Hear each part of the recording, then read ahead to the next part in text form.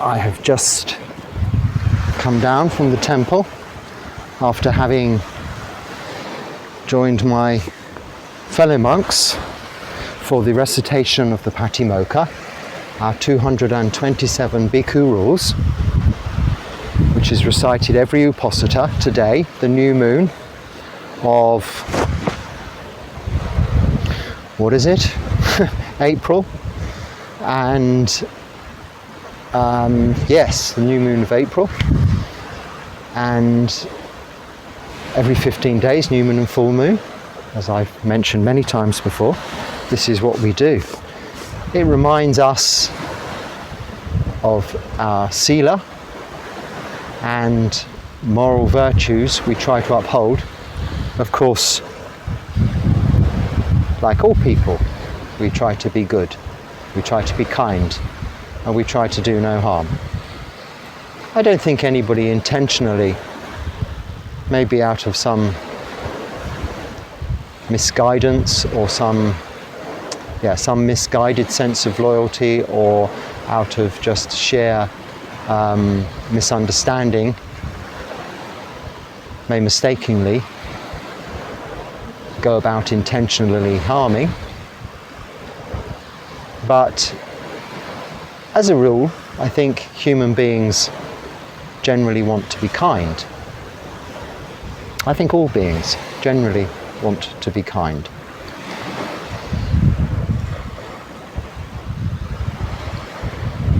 It's good to think that all our fellow beings we share this beautiful planet Earth with want to be kind to each other, however it may seem on the surface. Anyway, that's not what I wanted to talk about. I was reminded of the ancient and historic value of the ceremony we've just been through. It goes back to the time of the Buddha. Actually, it doesn't go back as far as the time of the Buddha. The rules were established during the time of the Buddha. The process of reciting the Patimokkha in his day was prior to the rules. So it was a little more of a simple procedure. But the same rules that were in place were then written down or passed on through chanting like this, recitation of the Patimokkha, until a stage some few hundred years later where it was established and cast in stone, if you like, that this was it, this is how they are recited on this occasion every 15 days of new moon and full moon. So this is what we've just been doing, this new moon of April, and it's a very ancient custom, but it's part of our duty to each other. We are helping each other, reminding each other of our rules in order that we can keep always that, even if we haven't learnt the recitation, we know these rules, which are supportive rules for us, supporting our basis of morality, which we call sila in the Pali word. Your 5 precepts, if you are practicing Buddhism, are no killing, stealing, sexual misconduct, lying, or taking of intoxicants. So quite simple, really, and really all mean do no harm to yourself or others. We have 227 precepts, if you like, but again, it means do no harm either to ourselves or to others. And I'd like to think that all beings here on this planet are thinking along those lines, that we will do no harm to each other.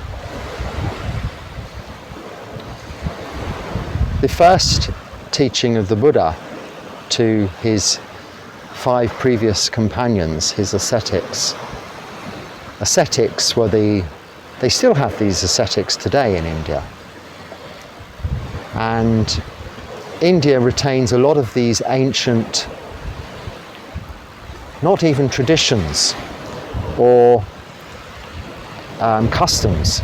People still live in India, sadhus and ascetics, as they did in the time of the Buddha and long before the Buddha.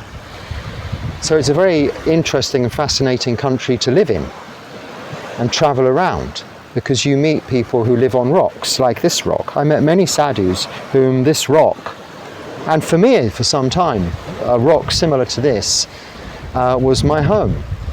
Each evening at this time this is why I feel comfortable coming to talk to you here at this time of evening, because I think it was for 6 months, a rock like this was where I lived, on the beach like this in South India on the west coast. It was the hot season.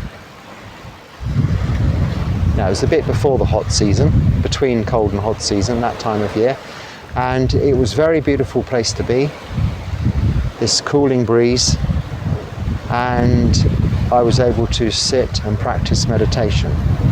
But not far from me, sort of say 100 yards, 100 meters in that direction, yes, was a sadhu. And these are sadhus that are Hindu monks. And he lived on a rock over there.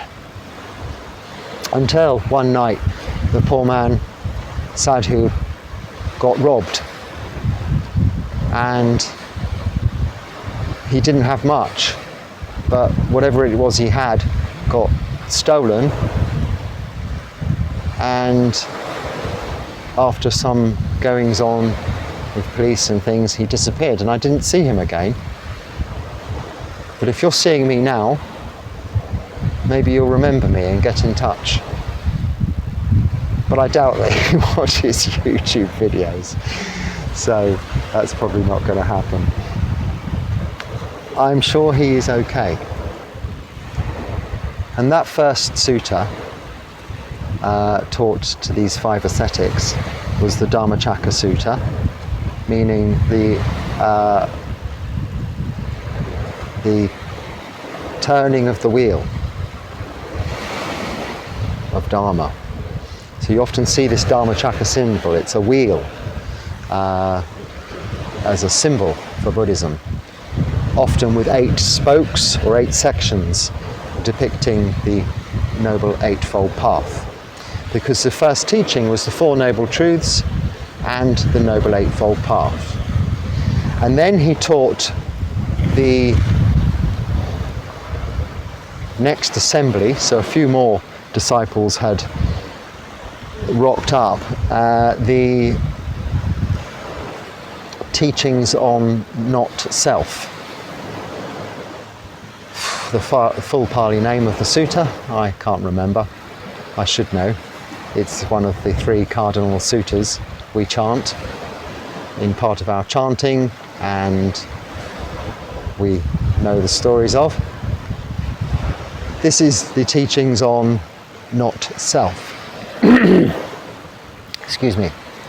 Then, on returning to where he was enlightened, Gaya, Bodh Gaya, as it is called now, he was staying. He went to a little mountain there. There are a couple of places you can go to near Bodh Gaya that I've been to, where lots happened for the Buddha.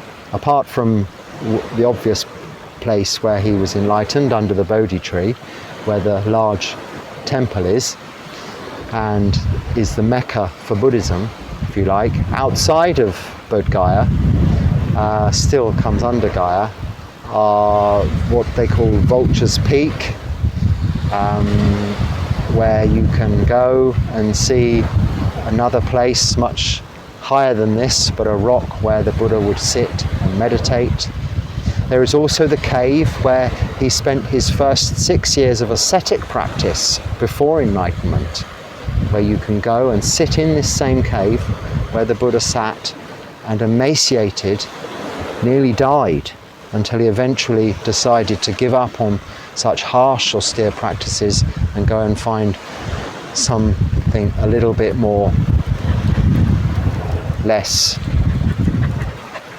austere, where he was taking the harshest route as opposed to the life of luxury he'd come from before he'd found this middle path. And it was that discovery he taught to his first 5 ascetics, his first friends that he'd been practicing with, that this austere ascetic behavior and practice doesn't work.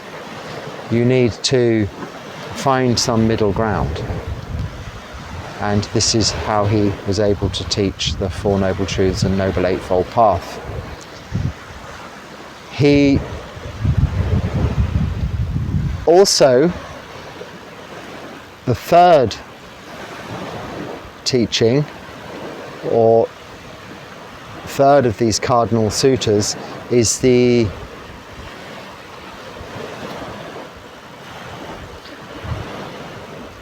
Aditaparaya Sutta, the fire sermon. And the fire sermon, you'll find it in Samyutta Nikaya. I think it's number 35, number 35-ish, something like that. I'm not good at these quotes, as you gather.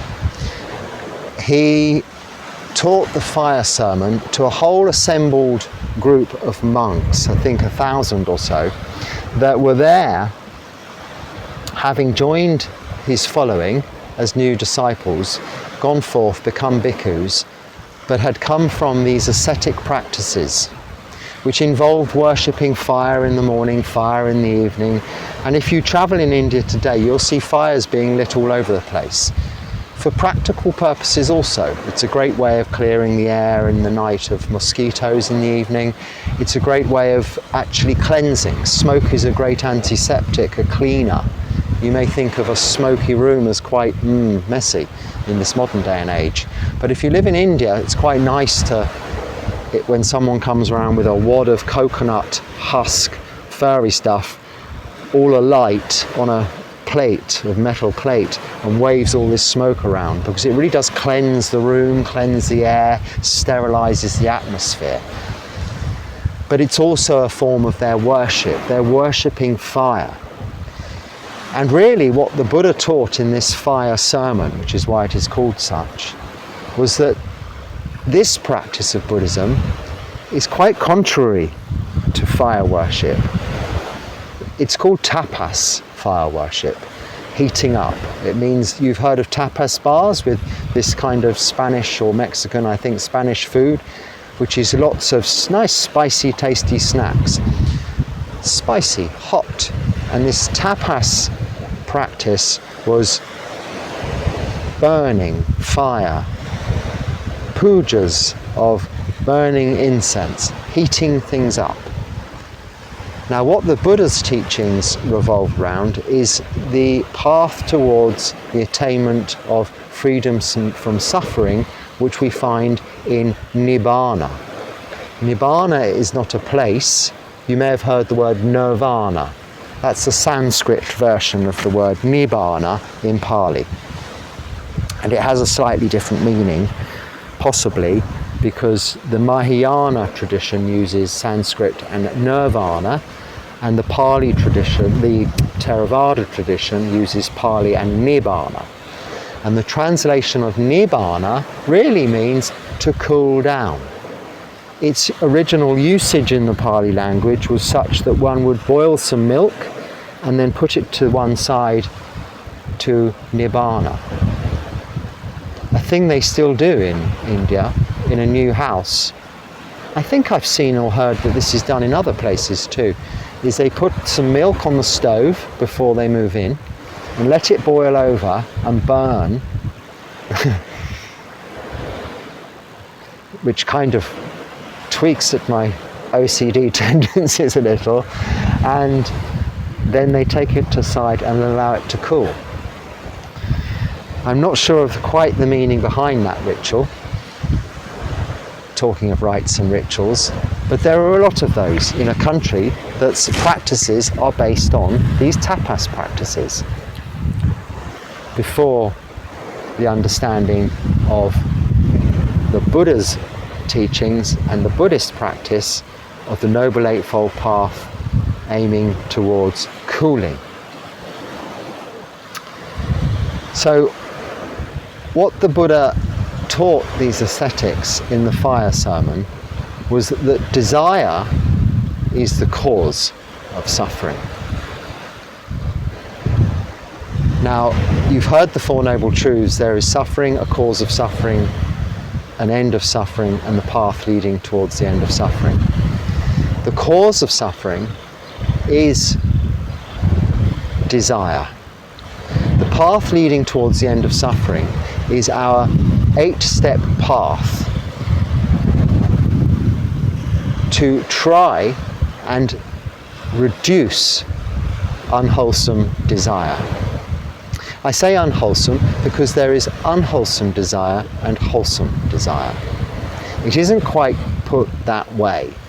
There's tanha, which is translated, or that's a Pali word again, or considered to be like thirst, or even you could say craving.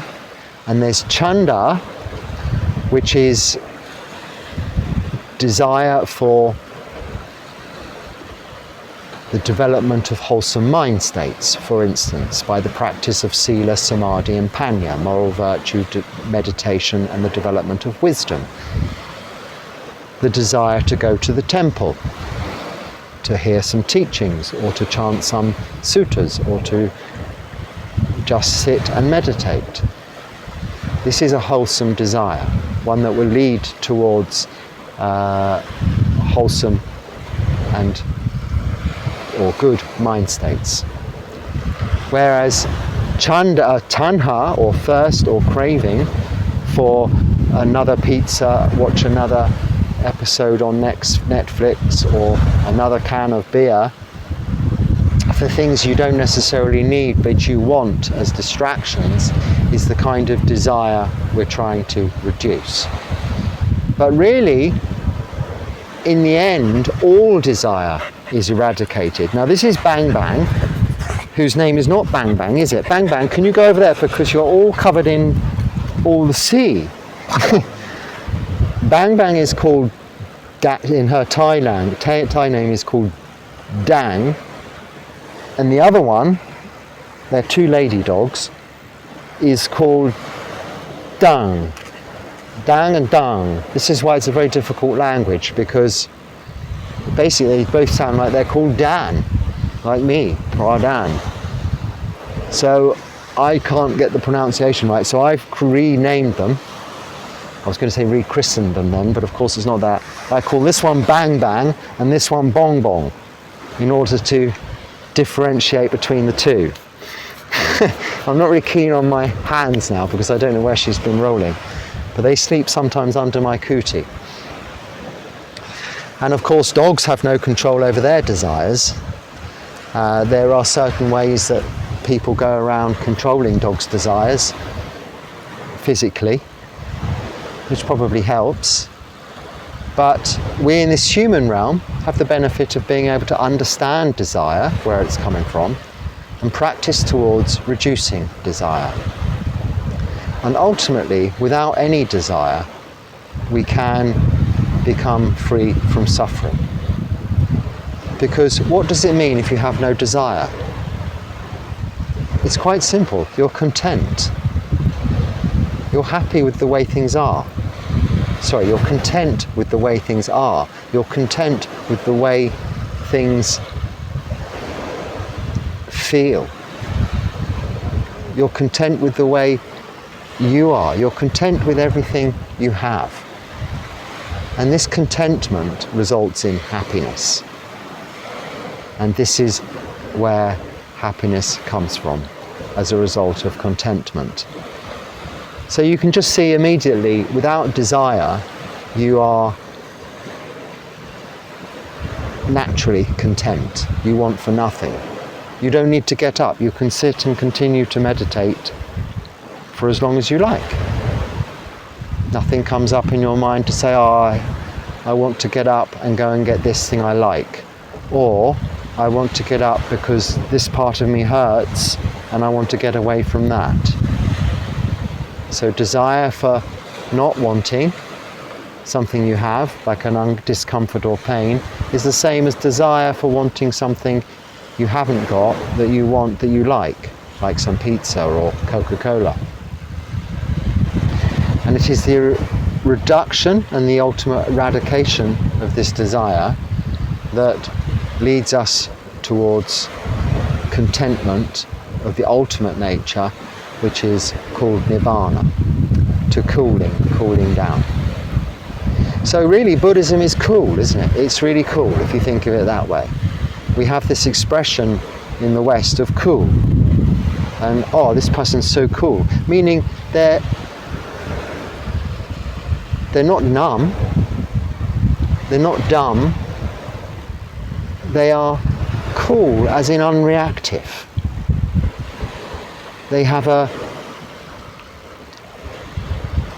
an obvious sense, a noticeable sense of equanimity about them. Think of your favourite icons, film stars, and this and that and the other.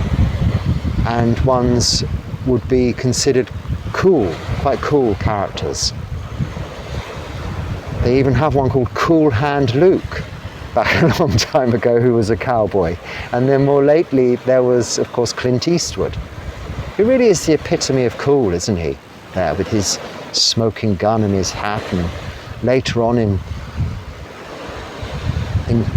modern times, more modern times, he became known for his expression of "Go ahead, punk, make my day," which in terms of its words isn't cool, but the way he said it was cool. Now this has got nothing to do with the teachings of the Buddha, Buddhism, monasticism, sila, samadhi or panya. But what it is showing is the results of that practice being coolness as opposed to overheated reactiveness. And you can really employ this understanding in each and every moment of your day, as and when things come to trouble you. You have a body which automatically gives you so many indicators, even prior to the feeling of anxiety, that you are going to begin to feel anxious, you're going to start to heat up, and either tempers will raise, or at least calmness will go and be replaced by concern, worry, and the need to act or react. Your skin dampens, you start to sweat. You can feel this. You can feel the temperature rising. This is usually as a result of being uncertain as to what was going to happen next, or even knowing what's happening next and being uncertain of the result. By simply reminding yourself there is always uncertainty, we're never sure of what will happen next, and stopping and taking a breath of cool air in, and breathing out what is less noticeable, the air that has reached body temperature after inhalation. You'll see that in meditation as you watch the breath. As you breathe in, you can feel it in the nostrils, it's cool, but as you breathe out, you can only feel the motion. The temperature has reached body temperature, and therefore it is unnoticeable in the nasal passage at the nostrils, because it is the same temperature as the body. So when your body heats up, the air will feel cooler. being more noticeable. As you breathe out, you won't notice it.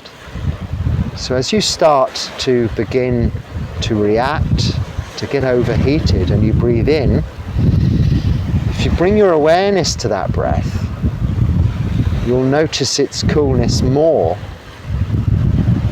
than before you started to heat up. By the way, this isn't really exactly how the Buddha taught this. I'm,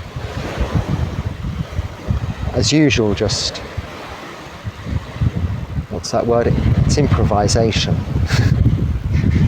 Ad lib.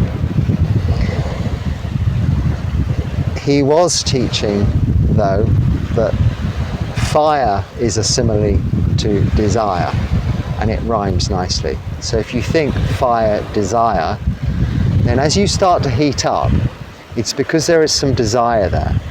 It is either desire not to have or not to happen what is about to happen or what you're about to have, or desire to have something that you can't quite get yet, but you want it. And that is also can be compared to and looked at as similar to greed, desire for wanting, or hatred, aversion, desire for not wanting. And it is not understanding greed and not understanding hatred that we call delusion or confusion. So it is not understanding desire that sums up greed, hatred and delusion, the root causes of suffering. So even those three root causes can be broken down? No, compounded into one, desire. There's positive, negative or neutral desire, but there's desire that is fire, that warms you up. So as you start to warm up, it can be something positive. You see something you want to buy. Like online these days, you want to buy something. I have done this, not done it that often. Yeah, actually with arranging flights, you know, I've had to buy tickets. We're not allowed to use money, but there are certain circumstances where we have to. We're not really using our money, it's done online and the money comes from elsewhere, but we're transacting something. And I noticed booking the ticket towards this pushing the final button point. The heat in the body is so obviously building up and the sweat is coming. Not in a dripping wet kind of way. It can happen that way, it can happen like that, yes. But you can feel the dampness in your palms as your fingertips are even damp on the screen and you're tapping the button. But at that moment, if you just stop and take that breath, you can save making so many mistakes, and I'm sure you've all made them. In that situation, oh, should I have done that? It's too late, you've bought it, it's on its way. Amazon little man is on his scooter already with his backpack, he's coming to you. Just that breath can cool that fire, cool it down, nibbana. Now I must apologise, this talk is all over the place. The dogs are coming. I've just come from Patimokkha, down the mountain. I've sat on this rock. I think I must be a little bit later than normal because it's getting dark already. And as normal, I don't plan these things. But normally something more coherent comes out. And even listening to this myself, it is seeming less coherent than usual. I have also been out today, out of the monastery, and that is going out into the big, wide, busy world to an office. I must say it was very quiet. I don't know why it was so quiet. It's possibly because I'm not used to going out here. I came straight to this monastery and I've been out no more than 3 occasions up apart from to temples, even then, less than 4 or 5 occasions. So a couple of funerals and a birthday celebration at temples, and then I've been on now 1, 2, 3. So I've been out on 6 occasions. 3 trips, one a visa, a border run for a new visa, and then I've been on 2 visa extension trips to the local town immigration office. All this visa stuff is just what has to be done in the meantime whilst my longer term visa is being arranged, and part and parcel of that. We've also had to go to the National Office of Buddhism. They have a whole government department, of course, here in this country, like we do in England for the church, I would imagine, for various interviews and tests and questions. And I must say, I'm glad to say I'm more on the ball in their office than I am talking to you, where I'm a little more relaxed and there's a little less heat arising. But nevertheless, I hope I'm making the point that if we cool this desire by simply stopping, which is continuing from what I was talking about yesterday, and bringing our awareness to the breath, then throughout our day we can incorporate this activity without spending any time, but ultimately saving a lot of time on mistakes we might have made or we might make in the future. And I will talk in more detail about the fire sermon, this sutta, one day. But in the meantime, if you imagine many sadhus sitting on rocks like this, it was by a river in the case of the Buddha's time, not by the sea. In fact, quite some distance from the river, but you can see the river from up at that mountain top, because I've been up there in the distance. When it's running, actually when I've been there, that particular river hasn't been running, it's been dried up. But in those days it would have been running all of the time, I would think. So we won't go into all of that. We look to try, and if we can't stop desire, because you shouldn't try to stop desire, but understand it, know it. When you know, you can let go. This is the principle of this practice, to know and to let go. Identifying desire as it arises, noticing its physical effect from its corresponding emotion, noticing the warming of the body, and bringing about an equalizing physical action of just taking one in-breath through the nose.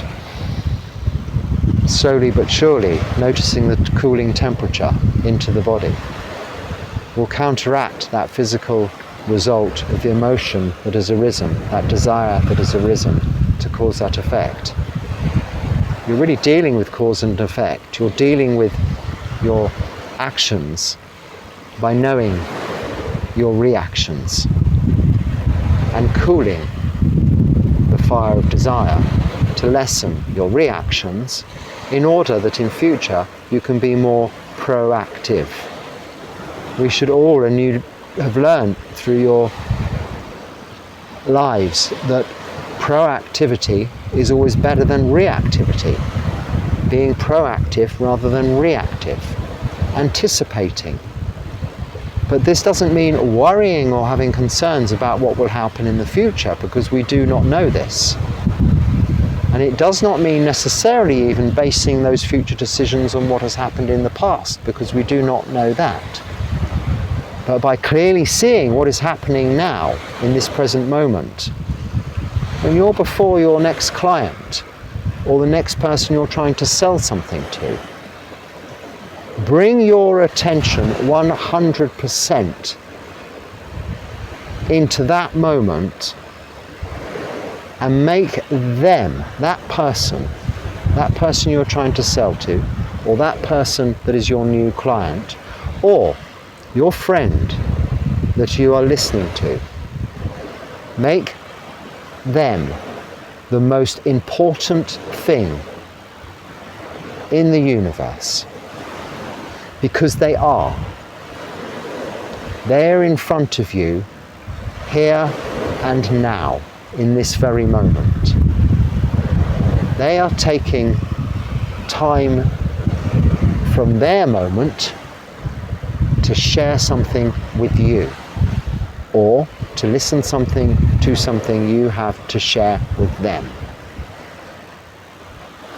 And it is so much easier to respect that generosity of theirs and to understand your kindness towards them in whatever you are sharing with them, if you see it all as just that, in this moment, here and now, rather than on what's happened in the past or what's going to happen into the future. And this in itself, bringing this conscious awareness, your thinking mind, into the present moment even, will have the effect of cooling, the effect of making you the cool one. And in turn, if you put a cool object near a hot object, the hot object will cool down also. Now the cool object can heat up. But if you understand that, you won't heat up. You will continue to remain cool. And you will be able to help that person. Or you will be able to bond with that new client. Or you will be able to sell that person whatever it is you believe they need. Because you've built an affinity with them through giving 100% of your attention. Not just seemingly, 100% of your attention actually. No looking at this notification or wandering, looking up there. It doesn't take long in the first few moments of being with someone to give them the reassurance that you are 100% with them. And this in turn will allow them to cool.